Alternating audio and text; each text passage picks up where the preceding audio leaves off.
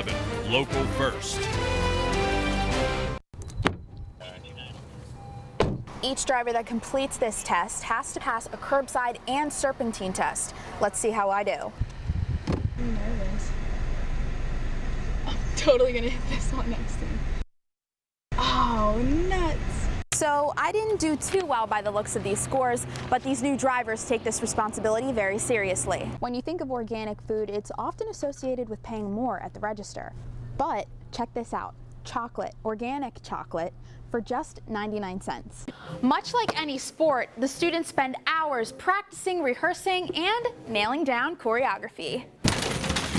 Visitors come from far and wide, much like the birds. They say there's nothing that compares to having the conservatory for its diverse educational elements. The upcoming weekend promises for higher sales and lots of extra hands at Harvest Lane Farms, but they say if they didn't start early, they wouldn't be nearly as ready. The rain stopped, the snow stopped, but the freezing temperatures didn't let up for a second today. You'll see behind me, the roads are pretty slushy and even icy in some spots. The best part about the Agmobile is that all of the experiments are hands-on, something teachers say you don't always get in the classroom.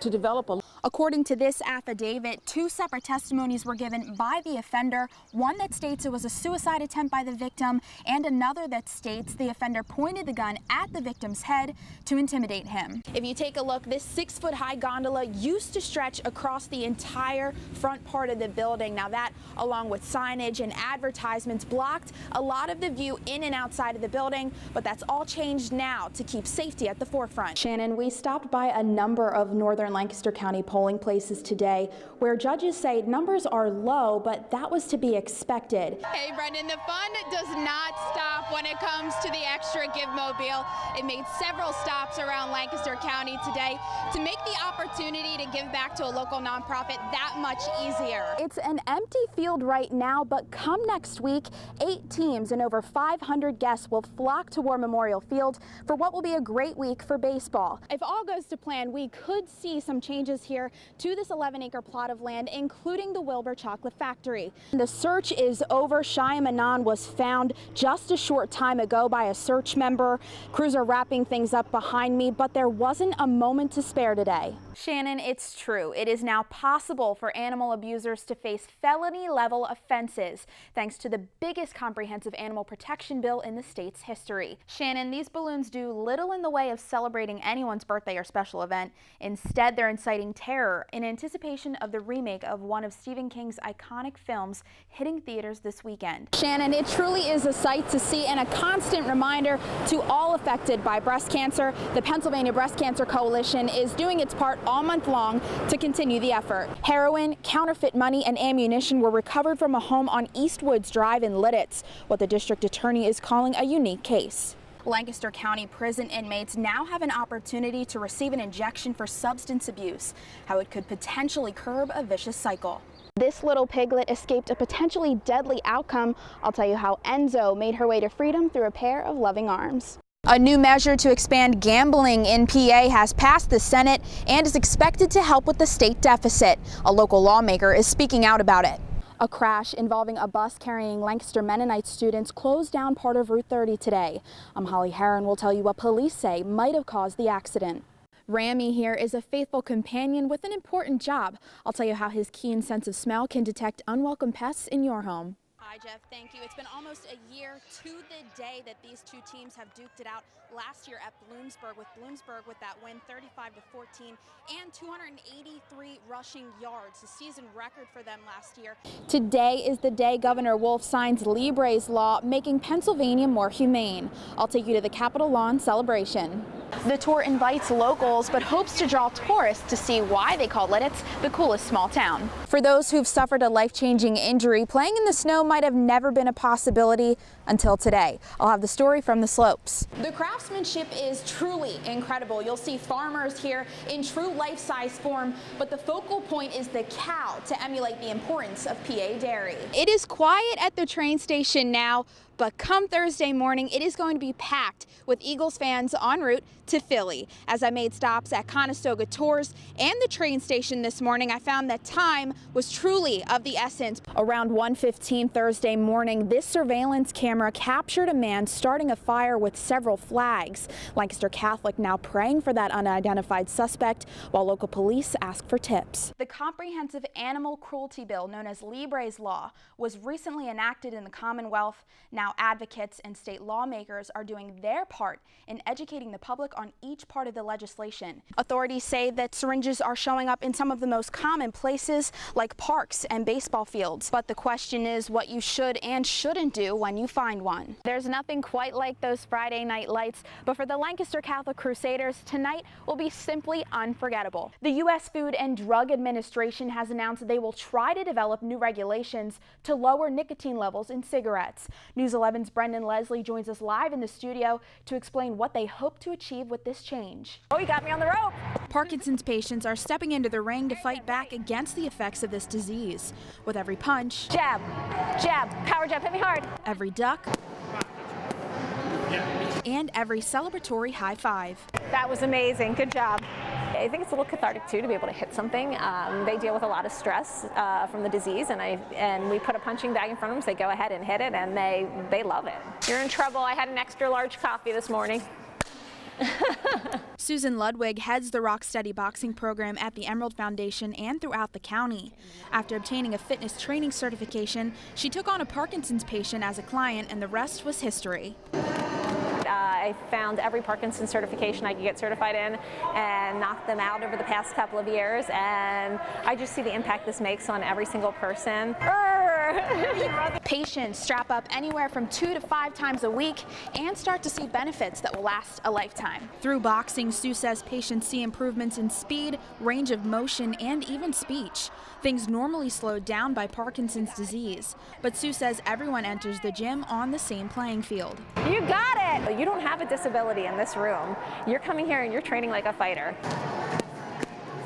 Ron Podier has trained with Sue for a while. When he was diagnosed a few years ago, he didn't know what was in store for him, but knew he didn't want to just sit around. 3, 2, 1, switch! My recommendation is if you sort of run out of options and you don't want to be a couch potato, then some sort of exercise. Certainly boxing is one of them. Having needed physical therapy in the past, Ron says he doesn't know where he'd be without the benefits of boxing. People say, well, are you any better now that you've gone to the class? I say, well, I feel better, my head is better about it, but I don't know what it would have been because I don't know what if I hadn't done it. Whether you've been training for months or you're looking to give it a try for the first time, the Rocksteady boxing program will always be your corner man. Oh, get mad! When I meet somebody for the first time, I look at them and they kind of look like deer in headlights, and I say, no, I'm so excited because I know exactly where we're going to be 6 weeks from now, and I am so excited for you. 1, 2, 3, Rocksteady! Woo! In Lancaster, Holly Harrar, News 11. For those who've suffered life-changing injuries, playing in the snow may have never been a possibility. Until today. Getting them out in the mountain and having fun, it shows that everything's possible. Sometimes we just need a little push. Isn't that a lot easier? We show them the snow.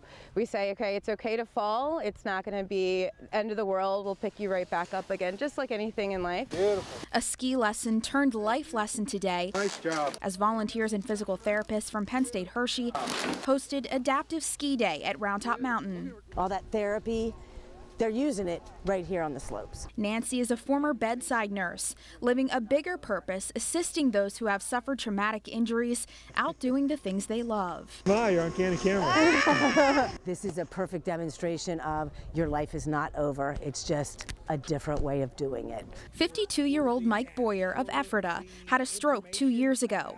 Last year, he attended Adaptive Ski Day and couldn't find the courage to strap in. But a lot can change in a year. You got to get it in the higher position. It's getting back. It's just these guys. I mean, they're good. You did all the work. Yeah, but the knowledge how to get there. And every day you just look forward to the next. Correct. Yeah. A side effect of his stroke is that Mike often struggles to talk. Thank you. But don't be fooled. He has things to say and do. It just takes time. Another step in the right direction is all. Okay. Getting back to normal, right? Yep. Reporting in Lewisberry, Holly Harrar, News 11. It's been a long time since I've been here, and it all looks the same. The trees have gotten bigger, but the building still looks the same, and it's hard. It's really hard. The whole thing right here it's eerie. It's been years since he stood within sight of his sister's apartment, but the pain of what happened there on this day 25 years ago remains the same. There's good days and there's bad days, and today's not a good day. Despite his sorrow, it's Vince's mission to keep Christy's story at the forefront. And that's my whole point here. I'm here to give, keep her face out there, keep her name out there, keep it alive. That hopefully somebody comes out and gives us that bit of information that we need to get this solved. And he doesn't have to do it alone. It's hard to believe it's been almost 25 years. In November, the Lancaster County DA's office sent DNA from the case to Parabon Labs, a company specializing in DNA phenotyping. The investigators got tips that they're following up on, so hopefully we get some information on this and move forward. The results brought the Murak family new hope for finding Christy's killer. Hopefully, somebody jogs somebody's memory. Somebody looks like somebody. I mean, it's around the holidays where people are coming back to this area. Maybe somebody recognizes the person. Patience, persistence, and a brother's unconditional love. I've never really given up hope. Good. 3 things keeping the name Christy Murak in the spotlight. Although still positive, Vince is hoping for a righteous end to this quarter-century-long saga. That's closure in my eyes. She's never going to come back. We understand that. But as long as we can get someone that paid, served justice for this, that would be good enough for us at this point.